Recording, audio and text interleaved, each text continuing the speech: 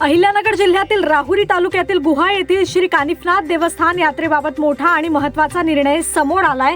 2 दिवसांपूर्वी वक्फ कोर्टानं आदेश देत या मंदिरात हिंदूंना प्रवेश, पूजा अर्चा आणि पारंपरिक यात्रा करण्यास बंदी घातली होती। मात्र या निर्णयाविरोधात गुहा गावातील हिंदू बांधवांनी मुंबई उच्च न्यायालयाच्या संभाजीनगर खंडपीठात याचिका दाखल केली आहे। या प्रकरणात उच्च न्यायालयानं वक्फ कोर्टाचा आदेश फेटाळत हिंदू परंपरेनुसार यात्रा आणि धार्मिक विधी सुरू ठेवण्यास परवानगी दिली आहे।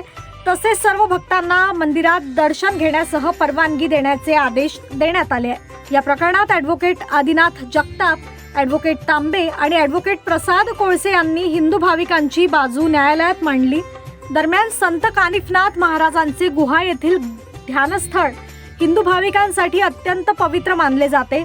उच्च न्यायालयाच्या या निर्णयानंतर गुहा गावात आणि भाविकांमध्ये समाधानाचे वातावरण असून पारंपरिक यात्रा पुन्हा सुरू होण्याचा मार्ग मोकळा झालाय।